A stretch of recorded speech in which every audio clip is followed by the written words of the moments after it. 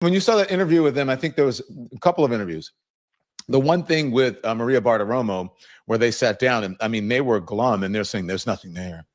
I would be honest with you, there's nothing there.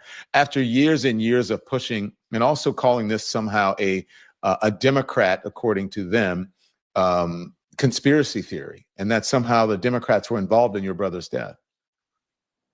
I don't think the Democrats. Look, well, I look at it this way. Bill Barr, when he came out with that ridiculous statement, he was the Attorney General. You know, who did he look? If Jeffrey was murdered, which I believe he was, somebody did it. So the people who were coming out with these ridiculous statements, I think, are covering up for somebody, right? So who are they covering up for?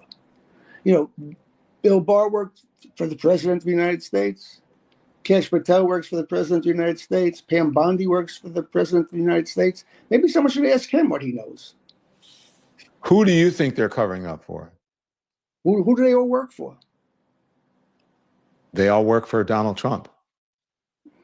Well, like I said in another interview, I wouldn't be surprised. You wouldn't be surprised if Donald Trump was behind your brother's death? Are you saying that Donald Trump had your brother murdered, do you believe?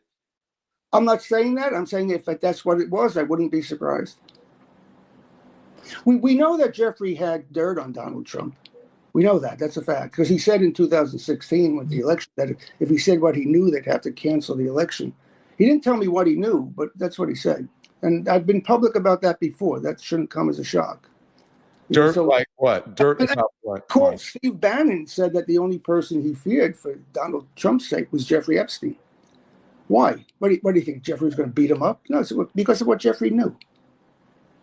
And what did Jeffrey know? Well, I don't know. He didn't tell me what he knew, but he said if he said what he knew, they'd have to cancel the election. That's a direct quote.